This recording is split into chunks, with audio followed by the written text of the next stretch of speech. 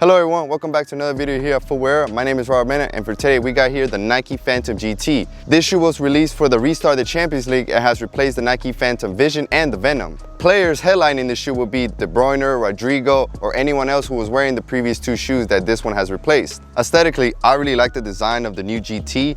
Nike has spent around 2 years in the development of this shoe, and I'm really glad how this shoe replaced both the Vision and the Venom, because those shoes are very simple and just plain looking. In my opinion, it wasn't that great, but this one gives off a bold and futuristic vibe to it. And what I really like about it, it's like a mashup of the Mercurial and the first generation Hyperrealm with the design features on it, and also with the grip texture, it also an inspiration from the Phantom Vision that this one has replaced. And what I also like about it is the new Soleplate that Nike has brought to us. In my opinion, it's like the whole shoe just looks very futuristic, and I'm really happy about these, and I can't wait for future colorways.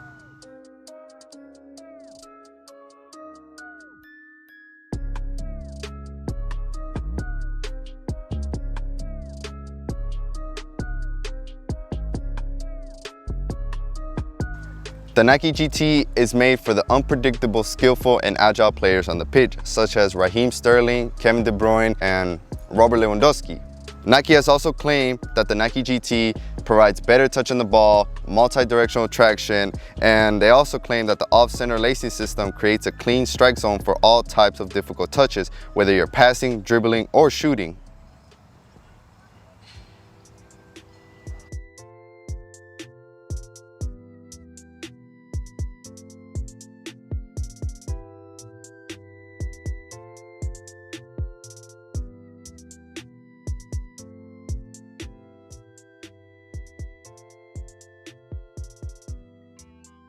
Moving on to the Soleplate, we have the brand new Hyper Quick system, which is supposed to help players make multi-directional movement with ease on the pitch.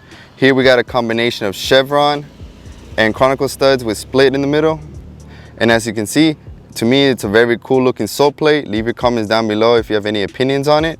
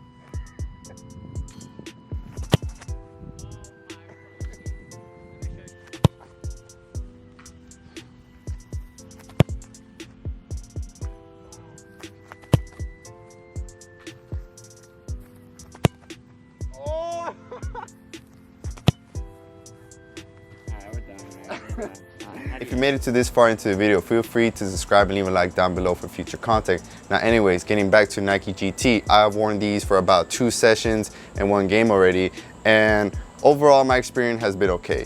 It's nothing really jaw-dropping in these shoes. It's really more of how it looks. This to me feels like a Mercurial, just with some added grip with this generative texture they have added on. It's thin, there's really no padding, it's soft, it fits tight, but it fits wide feet. Me, myself, I have wide feet and I wear a size 8.5. So go true to size, and I always stress this with people, go to your local soccer shops and try them on before you end up buying them online, or you can just buy them in person, whichever you prefer. But aesthetically, I really love how the GT looks. I think it looks way much better than the Vision and the Phantom that this one has replaced. But I'm a little disappointed because like I said, yeah, in my opinion, it was overhyped. And because of that, this shoe, hopefully it does well and future colorways really brings more attention to this shoe. but my overall experience with it has been just an okay shoe. You know, the generative texture that they have set for better control and stuff, like, yes, I feel it now and then, but it's something that after a minute or two of wearing, it immediately fades away and it's just a thin shoe, you know? There's not really any protection, so if you get stepped on, you get stepped on. That's all on you. And also, like I was saying, how these feel like the Mercurial, these are exactly like the Mercurial. The only difference is that the Mercurial is slick on the ball and these are not. So if you have been wearing Mercurials, feel free to try these out. I will say though, these fit a little bit wide, and because there's no flywire or any fancy technology that Nike has claimed for the lockdown, all there is to it is the one piece and the laces. These do feel pretty secure on feet. My only issue is the back part with this tab right here. Sometimes when I bend my foot, this thing immediately stays like that, and I look down and it just looks hideous. And also this right here, this piece right here feels like if you are one of those people who like jam their foot in to put in the shoe first, I feel like this part will rip off easily. That is my one complaint. These are flexible enough, nothing too stiff, nothing too loose, just right. And do I feel like these beat the Venom and the Visions? Yes, I feel like these are just basically those two put together, but I think this shoe is overhyped. I really don't feel anything special about them. Like, I put them on feet, they're comfortable. They are soft right out the box, and after a few wears, you know, this thing gets even softer, but it's Flyknit, it's the same thing. We're constantly seeing this ever since the first generation Magistas. It always feels the same thing, and every new generation, they're always doing gimmicks and all this advertisement to every shoe is supposed to give you a unique experience, but they always end up feeling the same. So I just feel like Nike should, in future shoes or whichever shoe gets replaced next, they should get away from Flyknit, because to me, all these shoes that are coming out in Flyknit, they all end up feeling the same. Either one has grip, one doesn't, one's a little padded, one's not. It always ends up feeling the same.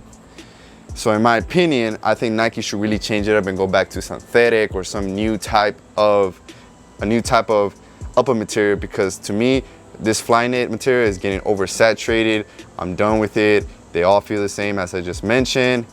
But I'm not gonna lie, I'm happy to pick up this shoe. The fit, feel, and overall experience is, I can get that from the Nike, even from some of Adidas current lineup.